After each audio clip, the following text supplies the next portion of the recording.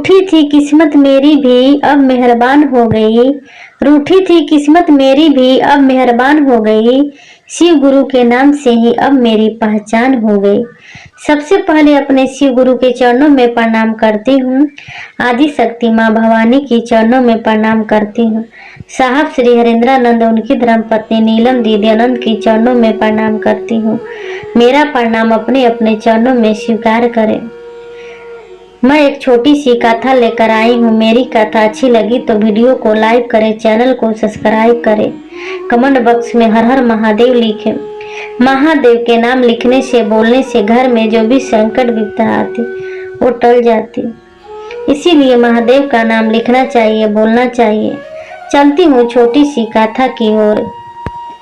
एक समय की बात है, एक गांव में भानु नाम का व्यक्ति रहता था। वो बहुत भोला भाला था, धार्मिक विचार का था। भानु के पत्नी 2 बच्चे थे। पत्नी भी बहुत धार्मिक विचार के थी। भानु बहुत गरीब था। जितना गरीब भी था उतना भगवान का नाम भी ले रहा था। भगवान का नाम का गुणगान करते रहता था। भानु कभी नहाता धोआता नहीं, हमेशा भगवान का ऐसे ही नाम लेते रहता था, पूजा पाठ करते रहता था। नहाने से भानु का इनाम कपता था, उसका पानी काटता था, वो कभी नहाता नहीं था। भानु एक दिन गांव में काम मांगने के लिए गया था, वहां पर काम नहीं मिला। फिर दूसरे गांव में गया, दूसरे गांव में भानु को काम कोई नहीं दिया, क्योंकि भानु इतना गरीब था और भानु के शरीर से बहुत बदबू आ रहा था। इसी की वजह से कोई काम नहीं देते। अब भानु सोचने लगा कि मेरा घर परिवार कैसे चलेगा, काम भी नहीं मिल रहा है। एक दिन भानु जंगल की ओर गया तो सोचने लगा क्यों नहीं इस जंगल से लकड़ी काट कर मैं बेचूं, इसी से घर खर्चा चलाऊं। अब उसी दिन से भानु जंगल में जाता और लकड़ी काट कर बेचता और अपना घर का खर्चा चलाने लगा। फिर सुबह होता, भानु खाना खाकर और जंगल चला जाता और लकड़ी काटकर बाजार में बेचकर जो पैसा मिलता उसी से घर का खर्चा चलाता। भानु काम करते रहता था, भगवान का याद करते रहता था।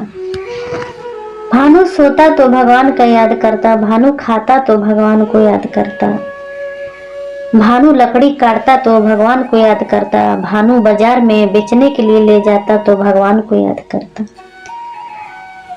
भानु को ओठों पर हमेशा भगवान का नाम का गुणगान करते रहता था। एक दिन भानु अपने घर में छोटा सा पूजा रखवाया और अपने गांव में कहने के लिए गया और रिश्तेदारों में कहने के लिए गया। जब बोलकर आया तो अपने पत्नी से कहने लगा कि मैं सारे रिश्तेदारों को बोल दिया और गांव वालों को बोल दिया। जब सुबह हुआ तो पूजा तैयारी करने लगे। सुबह से दोपहर हो गया, भानु के घर में कोई नहीं आया था। भानु के पत्नी सोच रही थी कि अभी तक से कोई नहीं आया, आज मैं पूजा रखवाई हूँ, ना मेरा रिश्तेदार आए ना गांव वाले आए। भानु के पत्नी और भानु महादेव से अर्जी लगाने लगे, हे भगवान, हे परमेश्वर, मैं इतना गरीब हूँ, इसी की वजह से गांव वाले नहीं आ रहे हैं, गरीब के घर में कोई नहीं आते। महादेव, हे महादेव, अब आप ही कुछ कीजिए, मेरे पूजा में किसी को भेजिए, मेरा पूजा सफल हो जाए। थोड़ा ही देर में भानु के दरवाजे पर बहुत साधु संत आए। जब भानु देखा तो बहुत खुश हो गया और अपना अंदर बुलाया। जब साधु संत अंदर आए तो भानु बैठा है। फिर इधर पूजा चालू हुआ। जब पूजा चालू हो गया तो साधु संत पूजा देखकर भोजन खाकर वहां से जाने लगे।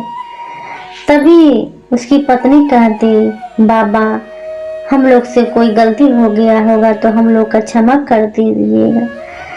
तभी बाबा कहते, बेटी तेरे घर का भोजन खाकर मैं बहुत प्रसन्न हो गया। ऐसा भोजन मैं कहूँ नहीं खाया था, इस भोजन में तो अमृत था। इतना बात कहकर साधु बाबा वहां से साधु संत चले गए। जब गांव वालों को पता चला कि इसके घर कोई आया था तो बहुत हैरान होने लगे और पता लगाने लगे कि कौन था, कहां से आए थे। तभी गांव वालों को पता चला कि और कोई नहीं था, ये साधु संत थे, उसके दरवाजे पर आए थे। गांव वाले भानु के घर आए और पूछने लगे, बोलो तुम लोग किसको बुलाया था?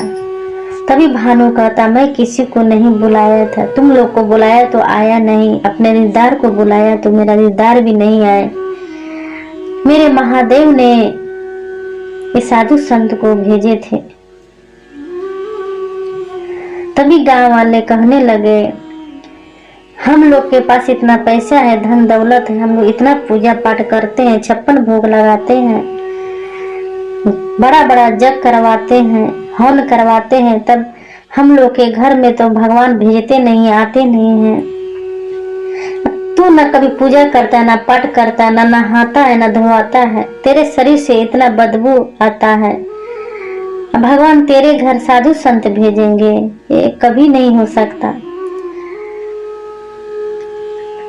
तभी भानु कहता कि भगवान धन दौलत नहीं देखते हैं, 56 भोग नहीं देखते हैं, बड़ा बड़ा पूजा जग नहीं देखते हैं, भगवान तो श्रद्धा भाव प्रेम देखते हैं। तभी गांव वाला कहता, तेरा अंदर कौन देखता है, तेरे मन में तो खुद ही भरा होगा। तभी वहां पर एक साधु आते, साधु कहने लगते, बेटा देखो भगवान कोई गरीब अमीर नहीं देखते, कोई पूजा पाठ नहीं देखते, भगवान तो श्रद्धा भाव प्रेम देखते हैं। ये भानु जितना अपने भगवान से प्रेम करता था, इसके इतना कोई नहीं करता है। ये बहुत सच्चा भाव हृदय का था, इसका मन बहुत पवित्र था, नहाता धोआता नहीं था, मैं मानता हूँ। ये पूजा पाठ नहीं करता था, ये भी मानता हूँ, बाकी इसके ओठों पर हमेशा महादेव का नाम ही रहता था।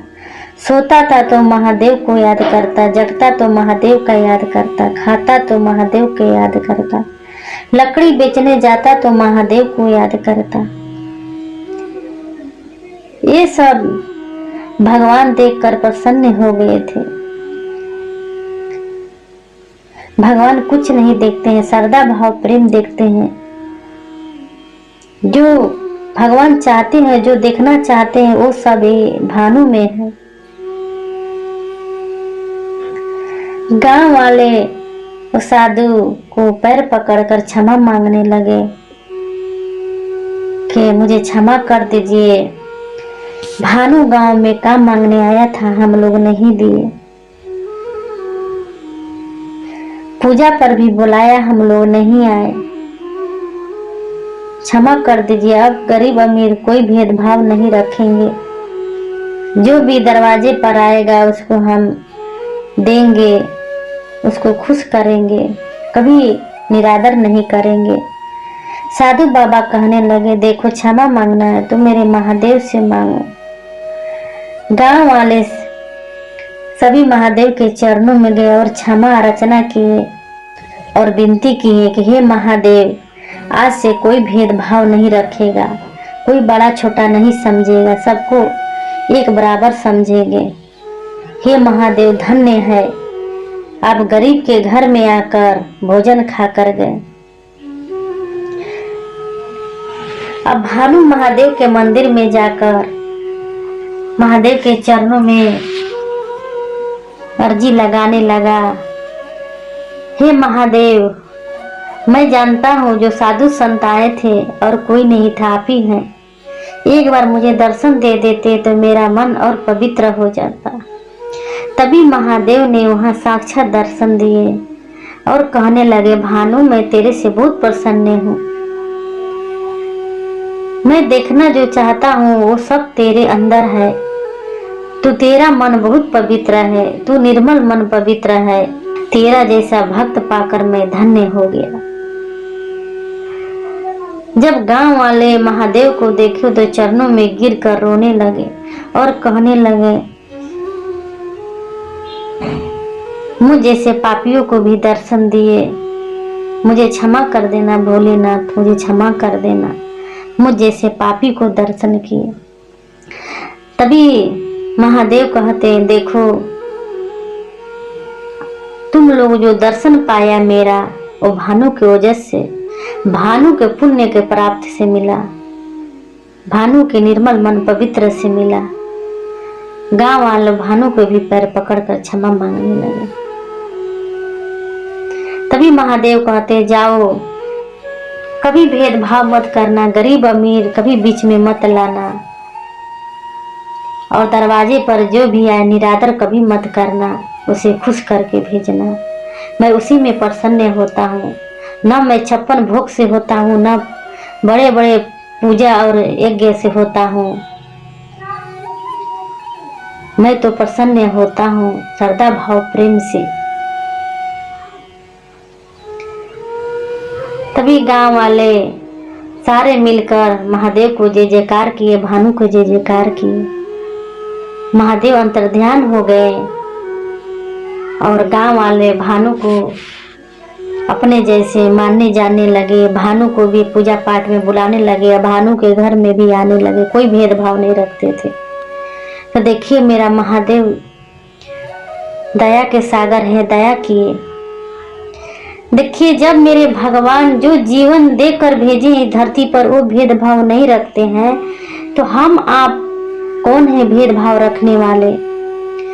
मेरे महादेव के दरवाजे पर भी क्या राजा, क्या रंत, क्या भिखारी, क्या साधु, क्या संत, सब एक बरोबर है। कोई जात पात मेरा महादेव नहीं देखते हैं। मेरे महादेव के नजर में सब एक बरोबर है। हम आप इस धरती पर भेदभाव रखते हैं, बड़ा छोटा समझते हैं। ऐसा आप और हम न समझे, सबको एक नजरिया से देखे। जैसे मेरे महादेव पूरे सृष्टि को एक नजरिया से देखते हैं, उसी तरह हम आप भी एक नजरिया से देखें। झुकता नहीं शिव भक्त किसी के आगे, झुकता नहीं शिव भक्त किसी के आगे, वो काल भी क्या करेगा महाकाल के आगे। देखिए काल भी आकर छू नहीं सकता जब मेरे महादेव शिव गुरु के हाथ मेरे पर हो, आप पर हो। तो आइए भगवान शिव को अपना गुरु बनाए, अपना जीवन धन्य बनाए, अपना जीवन सफल बनाए। मेरे महादेव भव से पार लगा देंगे। मेरे महादेव बहुत अनमोल गुरु हैं, बहुत सुंदर गुरु हैं।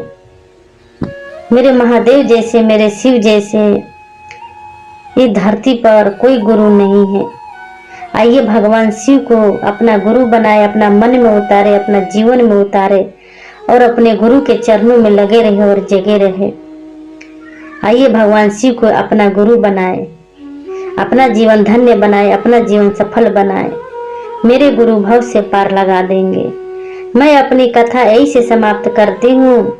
मेरी कथा अच्छी लगी तो वीडियो को लाइक करें, चैनल को सब्सक्राइब करें।